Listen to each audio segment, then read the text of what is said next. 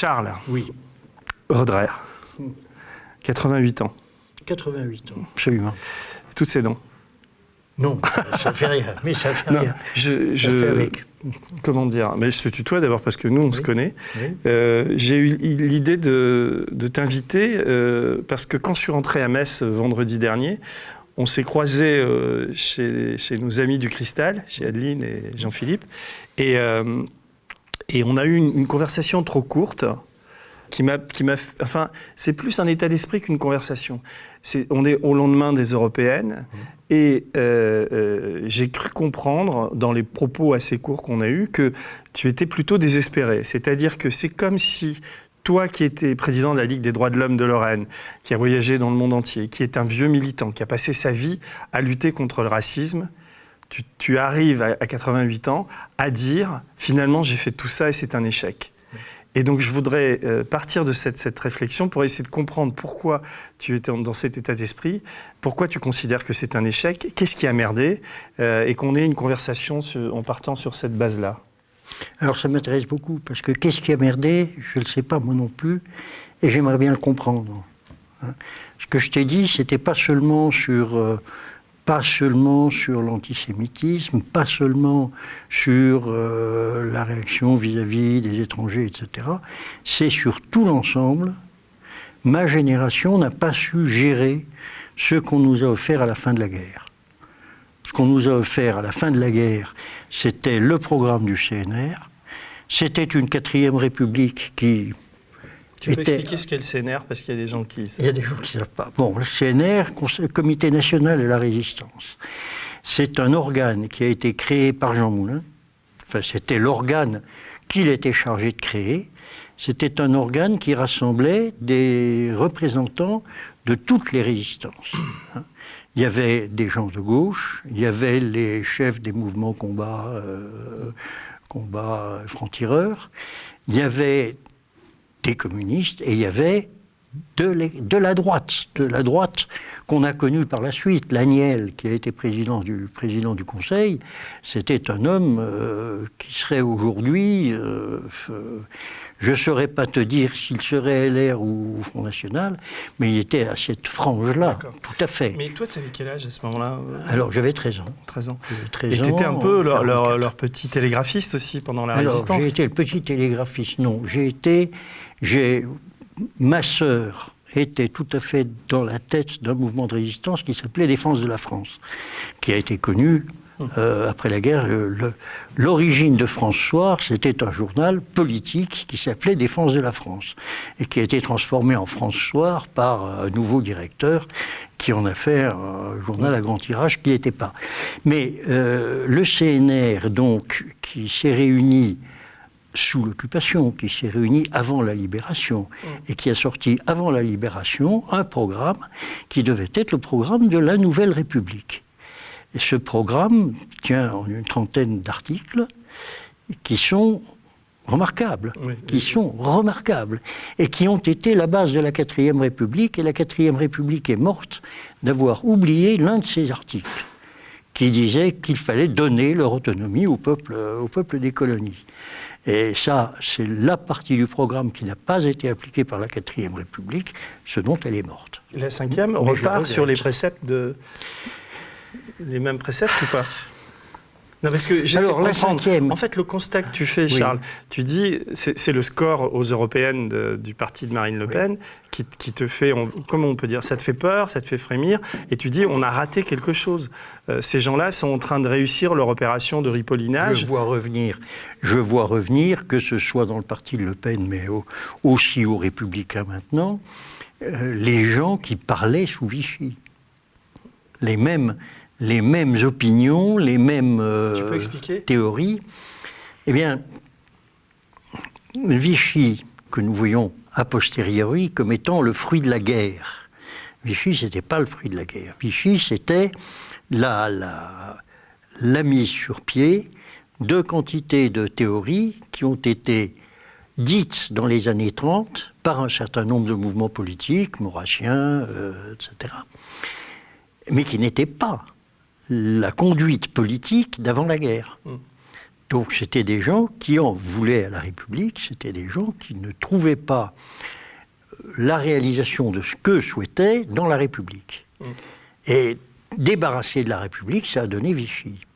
Eh bien, je retrouve maintenant tout à fait les théories qu'avaient ces gens-là. Tu peux des citations qui te font penser à Vichy, quel homme politique, je ne sais pas moi, Wauquiez, Éric Ciotti, Marine Le Pen, qu'est-ce qui t'a heurté ces derniers temps? Il y a des phrases... Marine Le Pen, incontestablement, tout le monde y pensera. Mais d'autres, et en particulier, malheureusement, revient un antisémitisme qui était celui de l'avant-guerre, c'est-à-dire de mettre sur le dos de certains... Alors, aujourd'hui, c'est pas seulement... Bon, on retrouve de l'antisémitisme proprement dit, mais je rappelle que les Arabes sont des sémites aussi. C'est donc une autre forme d'antisémitisme qu'on retrouve aujourd'hui. Je fais gaffe parce que la semaine dernière, j'ai évoqué ce sujet et dès qu'on touche à ça, c'est de la dynamite. Mais... Ce que je sais, c'est qu'avant la guerre, ça n'existait pas. Non, mais quand des phrases antisémites de politique, il n'y en a pas, ou des phrases où tu relèves de l'islamophobie, parce que là, actuellement, tu trouves qu'on est beaucoup plus tolérant avec des propos politiques qui... Absolument. Et tu as des exemples quand tu dis... Écoute, je ne charge pas ma mémoire de ce genre de propos. D'accord. Donc, mais je t'en noterai à l'occasion. Mais tu sais très bien, enfin, tu vois, je pense à peu près ce que je veux dire. Alors, c'est plutôt ce que je vois dans des propos publics d'hommes politiques, c'est plutôt des propos islamophobes que des propos antisémites, à part les propos de Le Pen sur le détail, sur des choses comme ça, ou plutôt des accointances, quand tu vois Marine Le Pen qui va danser la valse avec des nazis à Vienne, bon, des choses comme ça. C'est des choses comme ça. Mais d'accord, mais ça n'a pas l'expression que ça pouvait avoir, notamment l'expression écrite. Tu retrouves des textes écrits dans les journaux d'avant la guerre qui sont épouvantables, qui sont illisibles aujourd'hui. En fait, tu ne le verrais pas dans un journal aujourd'hui. Aujourd'hui, il y a des lois qui interdisent de... Il y a des lois qui interdisent de le faire. Donc, mais ce que je ne comprends pas, c'est que tu nous dis que tu sens aujourd'hui... Toi, tu fais le parallèle, quoi. Tu dis, moi qui ai vécu la période de Vichy, enfin, qui connais bien l'histoire, je trouve qu'en ce moment, ça ressemble à ça. Oui. Moi, j'ai pas ce sentiment, mais je me trompe peut-être. Mais c'est-à-dire que j'ai l'impression que c'est beaucoup moins violent, quoi. Que les gens se retiennent, qu'ils le pensent. Toi-même, il y a des lois. Mais alors, je ne trouverai pas de paroles politiques qui ressemblent exactement à ce qu'on pouvait avoir avant la guerre ou pendant Vichy. Mais on laisse s'exprimer du public sans le reprendre. Hein? Et on laisse s'exprimer de façon tout à fait violente dans certains cas. Mais toi, qu'est-ce que tu as raté comme militant ou comme président de la Ligue des... Tu as été presque 30 ans président de la Ligue des droits de l'homme. Une vingtaine, oui, non. Mais qu'est-ce que vous avez loupé? Qu'est-ce qui s'est mal passé? Toi, dans ta pratique à la Ligue des droits de l'homme, aujourd'hui, il y a toujours autant de militants qu'avant. Est-ce que tu...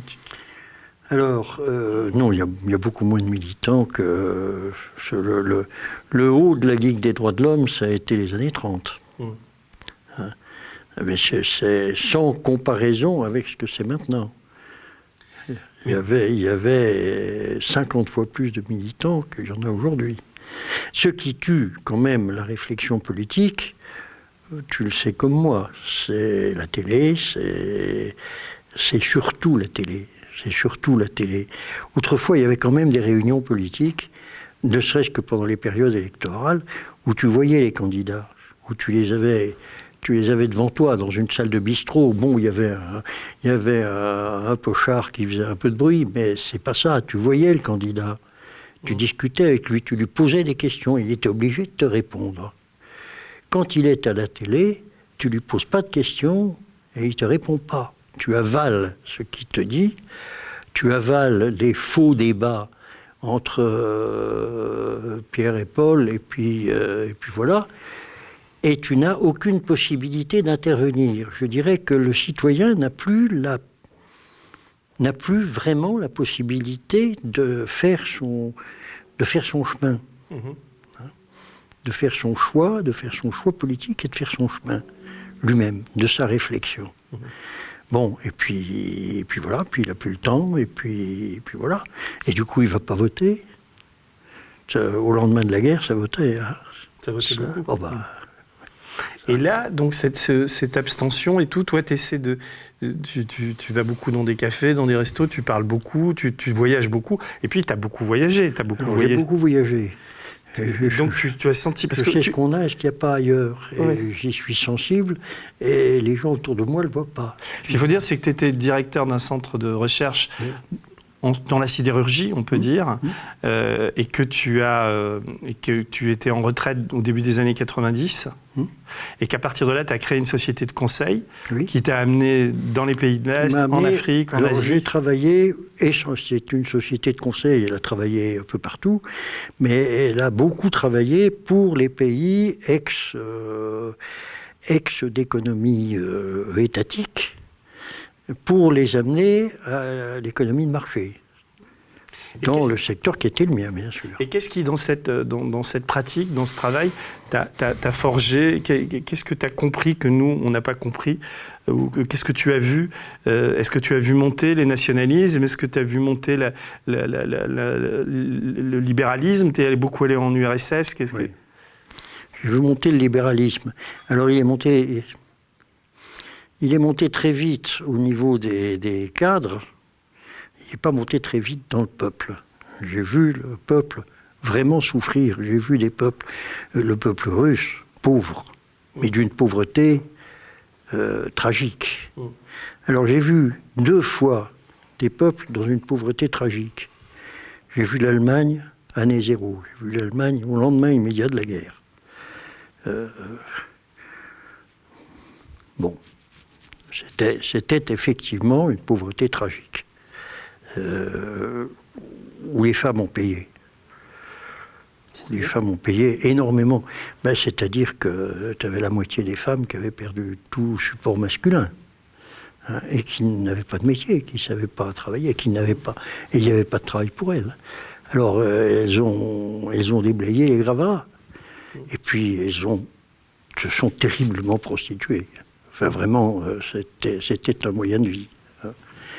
Et j'ai vu alors la Russie, au lendemain du basculement du rideau de fer, avec des cadres qui s'en sont tirés, qui sont passés très très vite à une économie, enfin, pour eux, à une économie libérale, et puis un peuple abandonné, parce que la retraite, ça n'existait pas, parce que, voilà. Et toi, tu leur vendais des process ou tu leur... Alors moi, je leur ai vendu des process, et je les ai aidés à reconstituer des usines qui tenaient à peu près la route. Et, si tu veux, j'ai un exemple. Il se trouve que mon père a débuté sa carrière à Marioupol. Marioupol, sur la mer d'Azov. C'est dans la zone contestée entre les Russes et les Ukrainiens à l'heure actuelle. C'est en Ukraine. Mais voilà. Bon, il se trouve que toute la sidérurgie de ce qu'on appelle le bassin du Donetsk, toute cette sidérurgie était belge ou française, était créée par des sociétés belges ou françaises. Cette sidérurgie qui est un des fleurons de la sidérurgie russe aujourd'hui. Et ça marche encore aujourd'hui en Russie, alors qu'en France, il n'y en a plus, quoi, quasiment. Ils sont en train d'essayer de vendre Pont-à-Mousson. Oui, je sais. Bon. Alors, oui, mais ça s'explique. Moi, j'ai pas de... Bon, la sidérurgie française, j'ai vécu toute cette crise de la sidérurgie française. Je peux te dire que le résultat auquel on aboutit était pratiquement inscrit d'avance. Hein. C'est des changements dans l'économie mondiale qui les ont provoqués. Ça a été particulièrement grave pour la France à cause d'erreurs de management absolument incroyables. Là, le management... des années 80, tu veux dire des années 70 et 80. Ça a été catastrophique. Mais c'était aussi parce qu'il y avait une politique derrière qui voulait brader... non. C'était vraiment les hommes... Personne n'a voulu brader. On avait une sidérurgie qui était basée sur nos ressources naturelles, hein, c'est-à-dire le minerai lorrain. Le minerai lorrain, ça passe plus. Voilà, c'est tout. Ça passe plus à partir du moment où tu as des bateaux de 200 000 tonnes pleines de minerais qui contiennent 2 fois plus de fer que le minerai lorrain. Donc, je grossis le trait, là, mais c'est ça, la vérité. Et tu as 2 usines actuellement en France qui continuent à fonctionner parfaitement bien, à Fos et à Dunkerque, qui sont portuaires. Donc, toute notre sidérurgie de la vallée lorraine, etc., oui, c'est vrai qu'elle était condamnée. Mais encore aujourd'hui, c'est le train de la minoire de Solac à Florange qui alimente BMW et Mercedes. Donc, on est capable quand même encore aujourd'hui de faire des bons produits. Mais tout cela a été mal géré, très mal géré, parce que les dirigeants ne valaient rien, quoi, c'est tout. C'était nul. Hein? Ou se sont enrichis, il y avait de la corruption, des choses comme ça, tu veux dire? Non, pas du tout. C'était plutôt de la bêtise. De l'incapacité. Tu penses à quelqu'un en particulier ou pas? Oui, je pense à quelqu'un en particulier. Il s'appelle comment? Ders. D'accord. Bon, bah écoute. Qui était le grand patron, oui. Et qui dirigeait par la terreur. Ah oui. Et alors, j'ai connu ses adjoints. Et ses adjoints voyaient des catastrophes. Et personne n'osait aller lui présenter la note. D'accord. J'essaie de comprendre le fil de ta pensée, parce que comment t'en arrives à la montée des racismes? Tu faisais un parallèle entre la montée du libéralisme et la montée, ce qui n'est pas évident à faire, oui. et la montée des racismes et des nationalismes, et tu inscris ça dans une déroute économique générale. J'ai inscrit ça dans une déroute. C'est pas tellement une déroute économique. Je peux pas dire que la France est un pays économiquement en déroute, mais elle se porte certainement moins bien qu'elle ne pourrait. Voilà. Et c'est cette différence, c'est ça la différence entre la France et l'Allemagne. Hein, c'est une meilleure gestion qui aboutit à un petit plus. Si tu veux, là où tu fais 2% de marge, eh ben, si tu fais 3%, tu te portes bien. Voilà, c'est oui, tout. Mais en Allemagne, il y a autant de racisme qu'en France, à l'égard des Turcs, à l'égard des communistes. Il y a autant de racisme en France. Alors, le racisme naît d'une certaine forme de misère ou d'insatisfaction. C'est sûr que le racisme naît quand tu cherches des coupables, quand tu cherches des personnes sur qui te débarrasser de ce qui sont tes craintes, de ce qui sont tes peurs. Et typiquement, celui sur lequel tu t'en débarrasses, c'est le plus faible. Et le plus faible, c'est sur son chien. Bon, voilà, il y a toujours la catégorie en dessous. Hein. Bon. Et donc là, tu sens une accélération de ça. Oui. Voilà, et tu peux préciser, tu peux...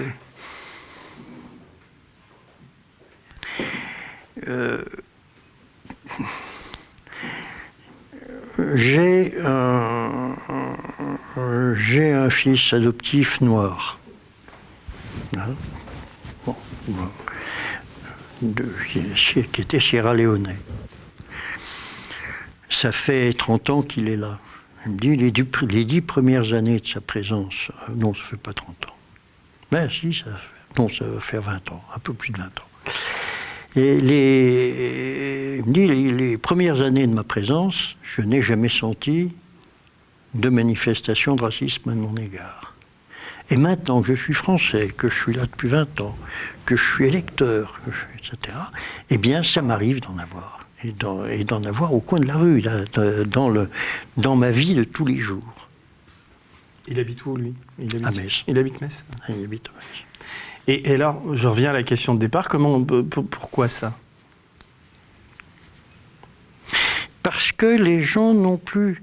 si tu veux, il y a eu cette très belle époque qu'on appelle les 30 Glorieuses, qu'on appelle, etc., où chacun avait l'impression que son sort s'améliorait. C'est la vérité, d'ailleurs. Si on regarde la façon dont les gens vivent aujourd'hui et celle dont ils vivaient il y a 30 ans, oui, apparemment, une forme de confort, etc. Mais, à l'époque, tout le monde pouvait être persuadé que ses enfants montraient une marche dans l'échelle sociale. Or, aujourd'hui, ce n'est plus vrai. Aujourd'hui, quel est le père qui peut se dire vraiment que son fils sera mieux traité que lui? À ce moment-là, tu te braques, tu t'aigris, Et l'aigreur, eh ben, ça mène au racisme ordinaire. Tu te dis, j'ai passé ma vie à militer, ça fait 30 ans que je suis le président de la Ligue des droits de l'homme, tu as toujours été un citoyen engagé, tu as fait des dizaines de conférences, voire plus, tu t'es dans plein d'associations, etc. Et tu te dis, finalement, si j'avais rien fait, ça aurait rien changé. Il y a comme un constat, et un homme doit retenir ses échecs et expliquer aux autres. Oui, voilà, mais alors, oui, mais en même temps, je te le disais, non pas sous la forme d'un échec personnel, je dis c'est ma génération. Et quoi, c'est une génération de nantis, c'est une génération qui n'avait rien vu venir.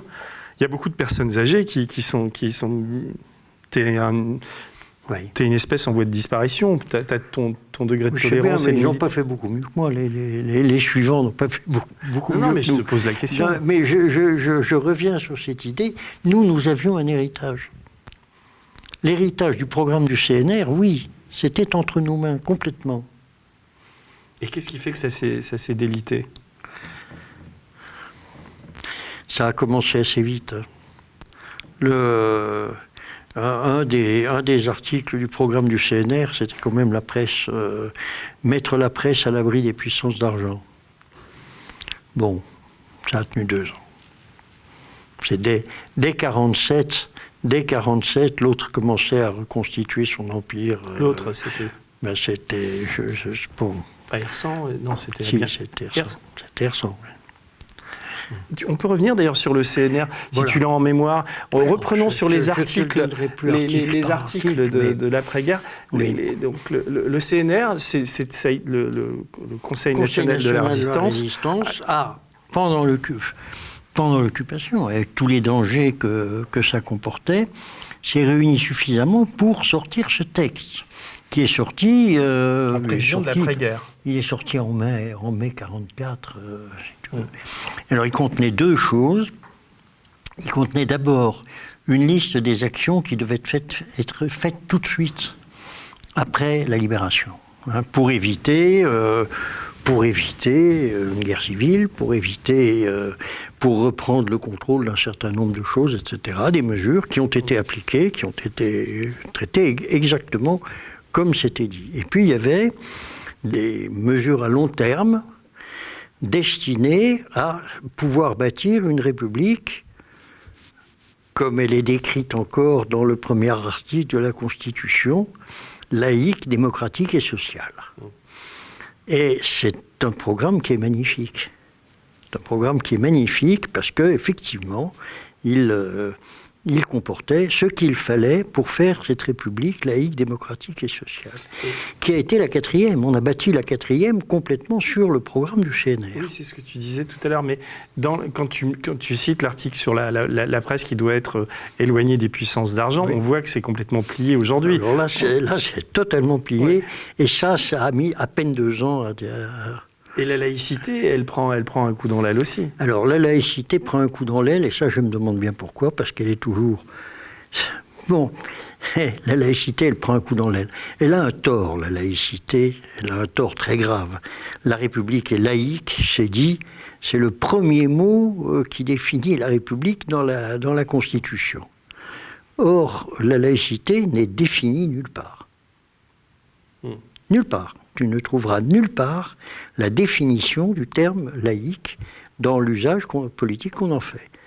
La seule définition qu'on puisse donner, elle est décrite par les 2 premiers articles de la loi de 1905. Point barre. Et qui l'a définie comment ? Eh bien, c'est que l'État n'intervient pas dans les affaires religieuses. C'est la séparation complète des églises et de l'État. L'État n'intervient pas dans les... Alors, l'État ne reconnaît aucune religion, c'est-à-dire qu'il n'y a pas de religion d'État. L'État connaît les religions, on ne peut pas dire le contraire. Mais elle les reconnaît toutes, elle les connaît toutes. Et toutes ont le droit de s'exprimer, toutes ont le droit de... Et la République garantit l'exercice du culte. Mais la République s'oppose à ce que les contraintes de quelque religion que ce soit ne viennent régler la vie civile, la vie de tous les jours. C'est la séparation complète des églises. L'Église fait ce qu'elle veut dans son domaine, l'État garantit sa liberté d'expression, même publique, ce n'est pas la question. Mais c'est ça, la laïcité. Bon. Or, étant donné qu'elle n'est pas définie autrement qu'en disant lisez les 2 premiers articles de la loi de 1905 et vous saurez ce que c'est que la laïcité, chacun y va de sa définition de la laïcité, avec des adjectifs qu'on y colle, etc., et qui vont varier selon les individus. Sinon, si on en est sur les solutions, parce que là, pour toi, c'est inéluctable, l'arrivée du Rassemblement national, tu penses que... Bon, ça, c'est mes jours de pessimisme. Je pense qu'il faut être au fond de la piscine pour pouvoir donner un coup de talon sur le fond, et qu'on n'y est pas encore, qu'on n'y sera pas tant qu'on n'aura pas eu le Front National. Bon. Donc là, toi, tu es du genre... Je peux savoir ce que tu as voté ce que tu as voté aux dernières présidentielles, par exemple? Ou ça te gêne, tu ne le dis pas, hein? J'ai fait la connerie de voter Macron, non pas au premier tour, mais au deuxième tour. Et là, si ça se représente le cas de figure, tu le fais encore? Non. Non, je ne le fais pas non plus. Non. Et parce que là, on est dans une réflexion... Non, c'est un espèce d'optimisme béat qui m'a fait... Moi, ce n'était pas un optimisme béat, mais c'était éloigné, justement, d'empêcher à ce que des racistes prennent le pouvoir. Je comprends bien. Ouais, mais c'était un peu le même raisonnement, toi. Malheureusement, je t'ai dit tout à l'heure ce que je pensais de la télé et de l'influence de la télé sur la politique. Je pense que les moyens que nous avons maintenant font que la démocratie ne fonctionne plus. Que les votes qu'on a ne sont plus des votes réfléchis, mais que ce sont des votes, espèce de votes sentimentaux, où l'impression du moment, c'est plus des gestes réflexes que des gestes réfléchis. Je pense qu'il y a un endoctrinement. Il y a un endoctrinement, qu'il n'y a plus d'informations réelles. Alors, je sais bien qu'il y a des gens comme toi qui essayent d'en faire. Oui, il y a des gens comme vous qui essayent d'en faire. Mediapart, je ne suis pas toujours d'accord avec eux, mais ils essayent aussi d'en faire. Mais la presse écrite, ce n'est plus rien.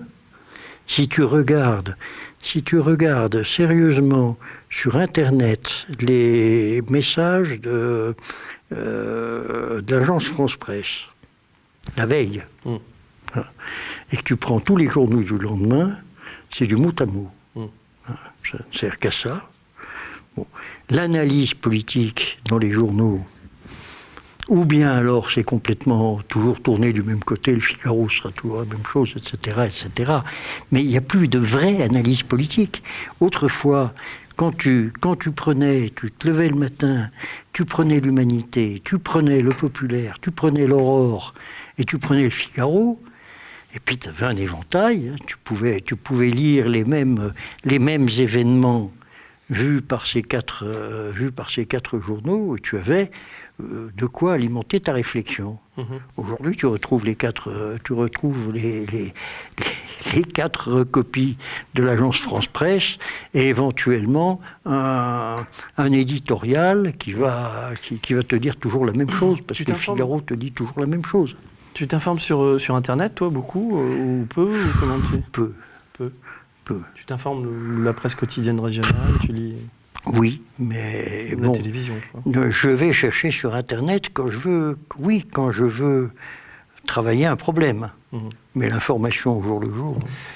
Je voudrais revenir à Macron et à nos comportements d'électeurs. Donc toi, le vieux militant... tu étais militant socialiste ou pas? J'étais militant socialiste, oui. Il y a longtemps. Au temps de Mitterrand encore ou... Au temps de Mitterrand, oui. Et tu as lâché l'affaire à quel moment? Mais bon, je n'aime pas trop... Enfin, mon passé politique ne veut pas servir d'exemple. Je viens d'un milieu qui aurait dû être un milieu de droite. Je viens d'un milieu bourgeois catholique qui avait de l'argent. Bon, voilà. Bon. Je trouve que au moment de la Résistance, ce milieu-là ne s'est pas tout trouvé du côté de Vichy. Et que Voilà, il se trouve donc que mon milieu à moi... à la SFIO ou ce genre de choses ou mais je suis arrivé à la politique par le Parti radical. D'accord. À l'époque avant Servan-Schreiber. Et donc, je sais que tu t'es présenté aux élections contre Pierre Messmer à un moment, qui était pour le Parti socialiste. C'était pour les réformateurs. Ah oui, les réformateurs. C'était tu voilà, vois. On parle tu vois, préhistoire. J'ai quand même été. Non, mais je voudrais en arriver à Macron et à Marine Le Pen. C'est pour ça. Donc toi, enfin, je veux dire, tu t'engages. Tu y crois quand tu es au Parti socialiste. Tu crois au programme commun. Tu crois à tout ça. Absolument. Ouais. Et donc, tu situes à quand ton désamour de la politique? Tu ne commences plus à y croire au PS et à tout ça? Écoute, je suis de ceux qui ont été trompés par Hollande. D'accord, donc tu viens jusqu'à Hollande. Absolument. Et après, donc absolument. Et d'ailleurs, Macron, pour moi, je l'ai pas vu tout de suite, ce qu'il était. J'ai vu que c'était Hollande qui l'avait amené. Donc, et toi qui es un président de la Ligue des droits de l'homme, un militant antiraciste, etc., tu dis, s'il y a un second tour, Marine Le Pen, Macron, puisqu'ils nous préparent tous ce scénario-là, tu ne vas pas voter? Je ne vais pas voter. D'accord. Et donc, est-ce que tu penses qu'aujourd'hui, tout ce que nous fait ce que fait subir, il y a les gilets jaunes, mais il y a tout ce que la population, nous, on habite en province, tu vois bien ce qui est en train de se passer. Est-ce que cette politique génère du racisme, génère des affrontements, génère des colères, des crispations, des frustrations, et que c'est ça qui est le ferment de... Génère des frustrations. On l'a bien vu avec les gilets jaunes, quand même. On a rarement eu un mouvement qui montre autant de frustration que ça. Que les gars soient capables de tenir pendant 6 mois. Et c'est pas fini. Hein. Et c'est pas fini. Avec ce système qu'ils ont inventé, qui est d'ailleurs absolument remarquable. Parce que pour gêner les pouvoirs publics, faire la révolution un jour par semaine et aller bosser normalement les autres jours, c'est une idée géniale. Hein. D'ailleurs, ça se voit. Tu mets sur les genoux les forces de police, hein. Alors tu en obtiens des résultats qui finissent par te peser aussi, par quelques éborgnements, etc., etc. Mais elle est sur les dents, la police, complètement. Parce que là, tout à l'heure, tu citais... la violence d'État, etc. Mais tu mettais en cause ces régimes anciens. Le régime au pouvoir aujourd'hui, il est borgne, il coupe des mains, il y a une répression toi qui as vécu, qui a 88 ans, est-ce que tu as déjà vécu ça dans l'histoire de France? Quel équivalent il y a eu? Dans les luttes contre les grèves en 47-48, c'était très violent aussi. C'était très violent. Mais les nouvelles ne se répandaient pas comme aujourd'hui. Il n'y avait pas les réseaux sociaux. Quand un type était éborgné à Lens, sur une manif de mineurs, toute la France ne le savait pas le lendemain. Hein. Le métro Charonne. Oui. Non, mais là aujourd'hui, très, très violent. Aujourd'hui, même s'il y a un émoi, s'il y a les réseaux sociaux, etc., on a le sentiment, enfin je dis qu'il y a comme une sorte de résignation et d'acceptation d'une majorité silencieuse, ou pas. Quel est ton sentiment par rapport à ça? Oui, il y a une acceptation d'une majorité silencieuse, dont une partie s'est quand même réveillée avec les Gilets jaunes. Mais là, comment tu vois l'avenir? Enfin, comment tu... Il ne peut y avoir de mouvement efficace que structuré. Tu peux développer, enfin, tu peux... Si tu prends les Gilets jaunes, entre guillemets, ça ne veut rien dire. Tu as de tout. Tu as l'expression, tu as des expressions qui sont tout à fait opposées, tu as des carrefours qui sont plutôt d'extrême droite et tu as des carrefours qui sont plutôt anarchistes. Hein. J'ai même connu un carrefour où c'était les deux moitiés du carrefour qui n'étaient pas du tout de la même opinion. C'était pas la guerre, mais ils ne se parlaient pas non plus. Mais toi, tu t'es engagé auprès des Gilets jaunes? Enfin, non. À mon âge, c'est fini. Ça, Et par rapport à tes enfants, tes petits-enfants, t'as une inquiétude? Enfin, il y a une sorte de tristesse, tu te dis, qu'est-ce que je leur ai laissé?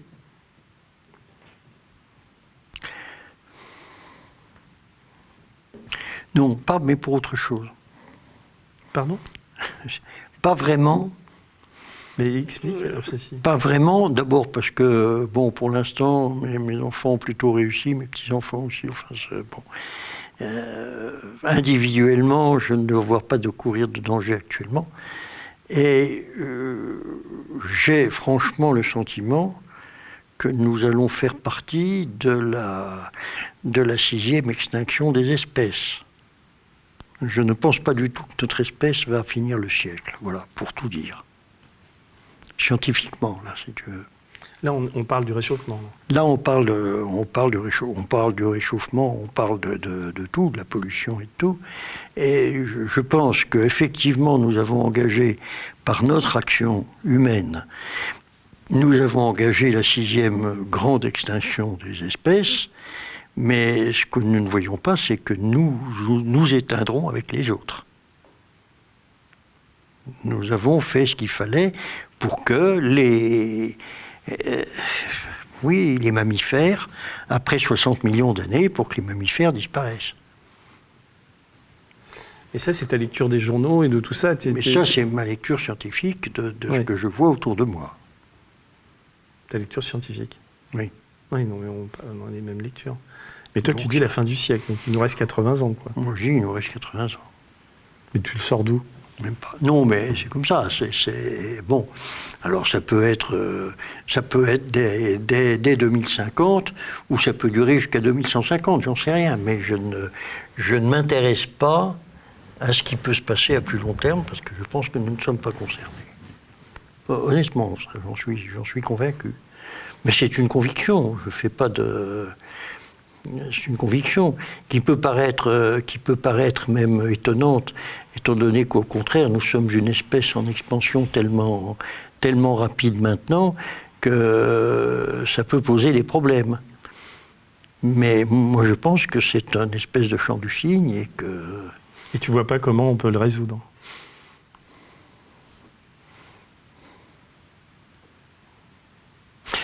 Je pense pas qu'on en ait les moyens, non. Je ne pense pas qu'on en ait les moyens. En gros, on se dit Marine Le Pen, Macron, tout ça, on s'en fout, puisque tout de même, on va finir tous par y passer. Quoi. À long terme, on s'en fout. Voilà. Mais je préférerais que ça se passe bien dans la période qui reste. Quoi. Voilà, c'est tout. Mais c'est vrai, enfin, c'est très mélangé, parce que quand je te parle de politique, je fais complètement abstraction de cette idée-là, qui est une autre idée, qui est dans un autre coin de mon cerveau, hein. Si je parle du long terme. Mais quand je m'intéresse à la politique, je ne m'intéresse pas au très long terme. Et ça, t'en parles à tes amis? Enfin, c'est une idée que tu partages avec beaucoup de gens de ta génération? Avec pas mal de gens de ma génération, oui. Alors bon, ils me disent, tu exagères, on a encore quelques siècles devant nous, etc. Moi, je ne pense pas. Je pense qu'on est totalement dépassé par ce qu'on a inventé. Je pense que nous sommes encore Cro-Magnon. Nous sommes Cro-Magnon. Tu as été voir Est-ce que tu as été voir la grotte Chouvet? Enfin, la fosse. Oui, la fosse, mais enfin, c'est pareil. La reproduction de... La reproduction. Vas-y. Pourquoi? C'est nous. Complètement. C'est-à-dire? Les parois de la grotte Chouvet, Enfin, bon, je connais bien Lascaux, j'ai même connu le Lascaux d'origine, etc. Et Lascaux, ça ne m'a pas... Ça m'a intéressé, ça m'a frappé, etc. Mais Lascaux, c'est Michel-Ange. C'est pas moi. Hein. Le gars qui était capable de dessiner, comment est-ce qu'il prenait ses mesures, j'en sais rien, pour que les proportions soient valables, mais le gars qui est capable de dessiner un bœuf de 5 mètres de haut, bon, c'est un artiste qui a appris un métier. La grotte Chouvet, c'est vraiment le graffiti sur le mur. Il n'y a rien... Il ne savait pas, le type de la grotte Chouvet ne savait pas faire un échafaudage. Et pourtant, Non, le trait le plus élevé, ah oui. Le trait le plus élevé, c'est celui que je peux tracer, moi, debout le long du mur. Mais en quoi c'est nous ? En quoi c'est la fin d'une civilisation ? La grotte Chauvet, enfin le rapport... C'est pas la fin, c'est pas la fin. C'était le début. C'est le début. C'est il y a 36 000 ans. Il y a autant de temps entre Chauvet et Lascaux qu'entre Lascaux et nous. Eh bien, c'est les dessins que je pourrais faire, moi. D'accord. Avec un bout de fusain, si je savais dessiner. D'accord. Mais c'est formidable, parce que c'est les dessins que tu vois dans les bandes dessinées. Avec les mêmes procédés, je dirais. C'est intellectuellement, le type qui a dessiné ça il y a 36 000 ans, c'est toi, c'est moi. D'accord, je comprends ce que tu veux dire. Et donc tu dis que ça, c'est le début de la civilisation. Ça, c'est le début de la civilisation. On a maîtrisé pendant un certain temps. Et puis voilà qu'on s'est mis à inventer. Hein. Sais-tu qu'à l'heure actuelle, le nombre... Enfin, bon, très difficile de définir ce qu'est un savant ou ce qu'est pas un savant, ce qu'est un chercheur, ce qu'est pas un chercheur. Toujours est-il qu'aujourd'hui, le nombre de chercheurs